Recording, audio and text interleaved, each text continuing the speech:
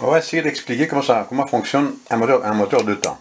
Voilà, un petit moteur en coupe. Alors, mettons le piston vers le haut. C'est-à-dire que quand le piston monte, nous avons le temps de compression.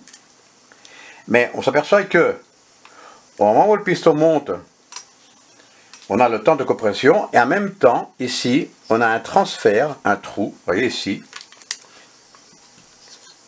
qui traverse le carburateur, qui arrive à l'intérieur, ici, juste en dessous le piston. Voilà, on voit bien là, ici, on appelle ça un transfert, l'admission. À l'intérieur, ici, on voit le trou. Je ne sais pas si on arrive à le voir. Vous voyez, il y a un trou. On appelle ça un transfert d'admission.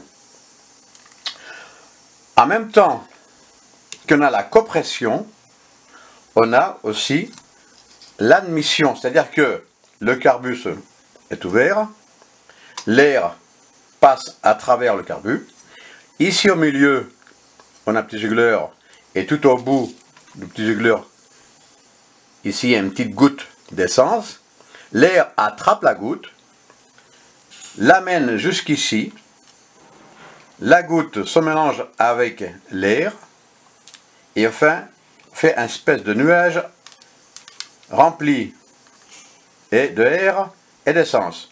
Son mélange est composé de 1, d'une partie d'essence et de 14,7 air. C'est-à-dire qu'un moteur, que ce soit un 2 temps ou un 4 temps, pour qu'il fonctionne bien, il faut qu'il y ait une analogie de 1 sur 14,7. 14 fois 0,7 plus d'air que d'essence. Donc ici, toute cette partie-là se trouve à l'intérieur. On a alors compression et admission. Alors par la suite, on a, une fois que l'étincelle ici se produit, le mélange qui se trouve là prend feu, mais le piston commence à monter. Et avec la dynamique du piston, le pousse vers le bas. Le piston descend à ce moment-là, on a le temps de l'explosion, de la détente. Le piston descend, on a le temps de la détente, et en même temps aussi, quoi? Cette partie-là, le transfert s'ouvre, c'est là l'échappement. Donc, on a détente et échappement en même temps. Et par la suite, plus on descend, on s'aperçoit que ici, il y a un trou. On appelle ça le transfert d'admission, c'est-à-dire que le transfert d'admission se trouve sur les côtés. Et ça sert à quoi? On avait dit tout à l'heure que, on revient un peu en arrière, on avait dit que l'admission ici se faisait au moment de la compression. Toute cette partie-là, le mélange air-essence, quand le piston descend, le comprime vers le bas. C'est-à-dire que il se trouve à l'intérieur du vilebrequin, de la chambre qui se trouve au vilebrequin, et là ça cumule toute cette partie-là. Et au moment de la descente du piston, comprime toute cette partie qui se trouve à l'intérieur du vilebrequin, de la chambre du vilebrequin, le comprime et le fait sortir par ces deux trous, par les transferts d'admission des côtés. On a deux trous, un là, à droite et un à gauche. Ce qui fait au moment de la compression, il fait pousser le mélange à droite et à gauche et le fait sortir sur les côtés vers le haut du piston. À ce moment-là, qu'est-ce qui se passe? Le mélange qui est propre, essence et air, vient ici, forme une espèce de tourbillon et pousse en même temps tous les gaz d'échappement qui se trouvent ici, qui ne sont pas brûlés, qui forment un espèce de lavage du cylindre. Mais en même temps aussi, il y a une petite partie d'air, essence que nous avons besoin, sort aussi par l'échappement. Mais comme par la vitesse du piston vers le haut, on n'a pas une grosse perte, très peu. Tout le reste ici maintenant se comprime, puisque l'admission d'échappement est fermée. Les deux admissions, comme l'admission devant du carbu, tout est fermé. Le piston monte, comprime, on a le temps de la compression. Un peu avant le point mort haut, une étincelle se produit, s'enflamme, et on a par la suite la détente. Alors, pour résumer, nous avons quoi?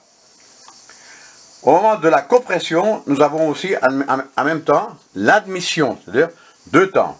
Et au moment de la détente, nous avons détente et échappement. Le temps ici de l'admission, ça ne compte pas. C'est un temps non fonctionnel. On appelle ça le temps utile. Le seul temps qui fait avancer la moto, le véhicule, c'est le temps de la détente. Parmi les 4 temps, le seul temps qui est utile pour faire avancer notre véhicule est le temps de la détente. Les 3 autres temps, on appelle ça un temps fonctionnel, plutôt aide fonctionnel, c'est-à-dire aide à provoquer la détente. Voilà comment fonctionne un moteur de 2 temps, qui est un peu différent d'un moteur de 4 temps que nous allons voir au prochain vidéo. Bon, voilà.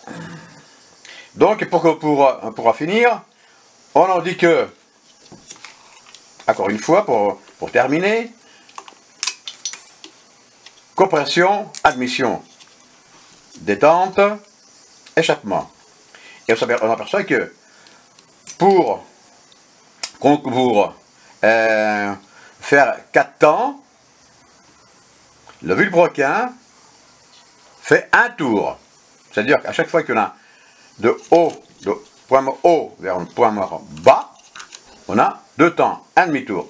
Et encore un demi-tour, un tour, pour faire les 2 autres temps. C'est-à-dire que pour un tour complet de vilebrequin, nous avons 4 temps. Voilà pourquoi un moteur de 2 temps peut monter à 12 000 tours, 15 000 tours, 20 000 tours, etc. Que le 4 temps, à part la Formule 1, on n'arrive pas à avoir ces tours-là. Un moteur de 4 temps classique, nous avons aussi 7000 tours. Voilà le fonctionnement d'un moteur 2 temps. Merci. Ici, nous avons un diagramme d'un moteur 2 temps, pour tous ceux qui veulent avoir des connaissances un peu plus sur un 2 temps. Là, ici, c'est un diagramme où on s'aperçoit le point mort haut et le point mort bas. Et sur le point A, on a la détente qui se fait.